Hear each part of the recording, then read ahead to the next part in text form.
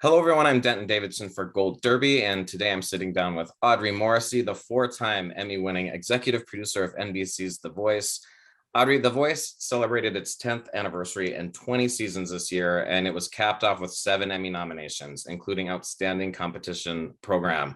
How does it feel to continue to get this recognition after all these years? Listen, it feels incredible.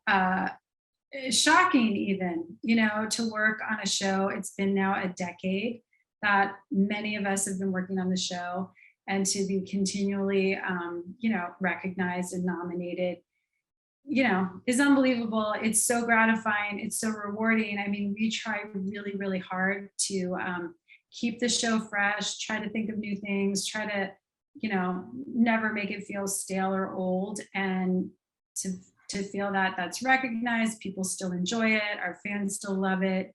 It's really a great feeling. And to your point, the show has evolved. We've seen steals added, blocks, the instant save people love. Going into each season, is there pressure to come up with something new? And how do you balance, keeping it fresh, but also keeping the show people love? Well, get out of my brain. We are thinking about that exactly right now. We think about it all the time.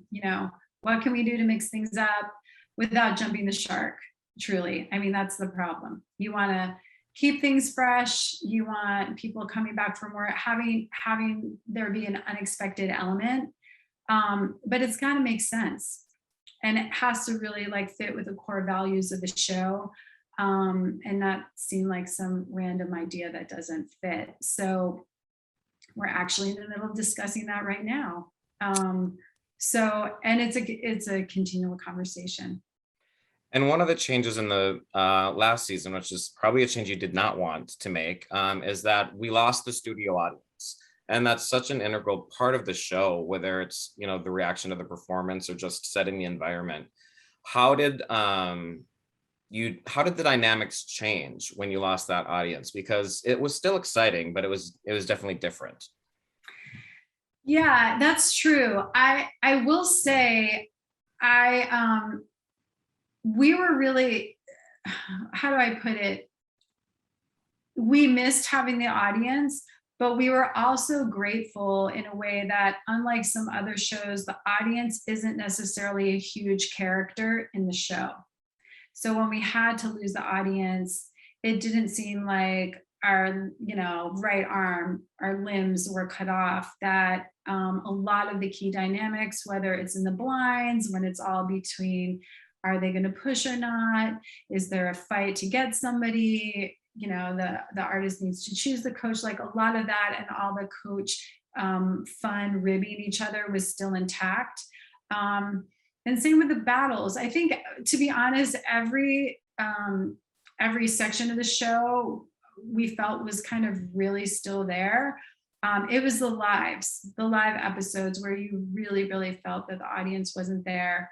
That was too much. But I'll tell you, in the earlier episodes, we really found new ways to connect, the families in really poignant emotional moments that many times surprised our artists to really drag some emotion out. And another funny thing, the coaches actually felt in some ways they could hear the singing better without the big crowd. So they actually really enjoyed that bit of it. Like, wow, I really feel like I'm hearing great. So, silver linings here or there, we'll take them. And I think the viewers at home really appreciated it as well. At least they were able to sing in the studio with the live bands. As in season 19, it was kind of an emergency and just you're at home. Yeah, that DIY live shows, right. Literally enlist your family to be your set decorators and set builders and lighting designers. Yeah, that was nuts. And hats off to the team to figuring that out. And the other shows out there, everybody was in the same boat. But yes, the fact that we were back in our set with all of our team and the band, I think you really hit upon it. It's having that band backing them, like their Yeah. team, really made a big difference for sure. And, the blind auditions are always, one of my favorite parts of the show. I think that's true for everyone. But I'm always kind of curious, like when you get towards the end, um, do you know how many people are left in the studio? Because sometimes the coaches get really picky at the end. And I remember Chris Blue was famously like the last person picked, and then he won. But are you ever like, okay, we're gonna run out of singers, so you guys need to start hitting the button? Well, in fact, that happened season one. Wow. We Okay. ran out of singers and the teams were not full. I mean, I'm trying to remember the actual math. I feel like they were only doing teams of 6 or something. I forget the math now, but suffice it to say, we had more than double, I think, what we needed. We had worked it out. I think we had 60 people. We ran through all of them. We never contemplated that. We were, we literally had to call travel, call the producers, call the hotels, people that did not get a chair turn, had left the building. They were like en route to airplanes to leave. We had to shut it down, tell them to stop, come back, had lawyers on the phone, like rewriting the rules, trying to figure out what to do. In the end, I think what we did do is I don't know, we had like 10 or 15 singers. We literally wrote their names on a piece of paper, like in a hat, like drawing straws to see who would go. We also, I think, quickly asked them if they knew another song because we couldn't have them do the exact same song because they would know. So I'm thinking like, how did we do that? I think the band had to quickly Okay. learn it. I mean, it was nuts. So the And coaches didn't know. the Just coaches didn't know. I think we obviously had to take a little time out and kind of we had to let them in on what was going on, but they didn't know who was going up or anything like that. But yes, so just when you think you've thought of everything, that exactly happens. So as you can imagine, every season there on out, we had plenty of people, plenty of people. But yeah, because as you say, like there would be times when it's like they're just waiting and waiting and waiting. That was Alicia. Alicia picked Chris Blue. And I remember so many people went through and she's like, nope, no, not feeling that. And you're sort of like, oh my God, I hope you feel it soon because there is an end ultimately, but we've never gotten that close again, well, that thankfully. worked out well for her. Yeah. And once those live shows begin, I'm always shocked by, how professional the performances are. Some of the contestants have a history in the music business, and that's fun to see, people who've, maybe had a rough time in the industry make that comeback. But then you also have people who are 14 years old. But I have yet to see anyone really just bomb and like just forget everything. How do you make sure everyone is so well prepared for those live episodes? Well, again, credit to the team. There are so many people behind the scenes from like Trelawney, who's our vocal coach. She is unbelievable, like getting them through it, prepping them. We have incredible, like, sort of creative producers and choreographers and stage people, and they just run these things. And obviously, we play to people's strengths, like Chris Blue, as an example. He was a great performer and could even dance. So on one of the episodes, we really like showed that off and took him and he learned moves. In other cases, that's not people's bag, and so we keep them, stationary, and like if they're dancers, all the action is happening around them. But at the end of the day, it really is about their connection to the song. We talk about it all the time. You've got to pick a song that they love, that they connect to lyrically, they can deliver the lyric believably, and like, musically it works for them. And if you have that, the rest falls into place because they're confident. And then the band and everybody else like rushes in. Even honestly, styling, wardrobe, and makeup, like if they feel great, they become superhuman. So there's a lot of thought that goes into physically what they wear and their hair and makeup too. And at Gold Derby, we have our prediction center, and one of those prediction centers for The Voice. We're predicting who's going to win all the time. It's one of the most popular shows on our website, and we see each season, tides turning and favorites forming. Can you feel that in the studio as well, or do people just try to block it out so they're trying not to, have any favoritism? No, I mean, I think that's natural and I think that happens, of course. But I will say what is consistent about the show is the unpredictability. And, we do the same ourselves, right? Even from the casting phase, like people that in casting was the equivalent of a four-chair turn, like 20 people buzzing in, like, oh my God, this is our person. And sometimes that's true and that holds true all the way. And sometimes not. Sometimes this dark horse comes out of nowhere. You never saw it coming, and they just blossom right in front of you. So, but yeah, it's a little bit of both, and it's fun to root for the underdogs. And honestly, what's really funny is there are definitely people in the casting phase that are not obvious, but they have this really staunch champion. And everyone's like, I don't know. I'm like, no, I'm throwing down. Like, this is my one. And it's always amazing because it happens often that that's the winner, not the winner, but maybe, like they go really far and everybody, whoever that person won is so proud. Like, remember, I'm the reason this person is here. So that happens on every level. And Blake Shelton picked up his 8th victory this last season with Cam Newton winning. And Blake's been there the entire time. He's that country staple, but this partnership with Cam was something different, and it was really fun to watch those two progress as a partnership. What do you think made those two work so well together? Listen, first of all, I think it was really shrewd of Cam to pick Blake.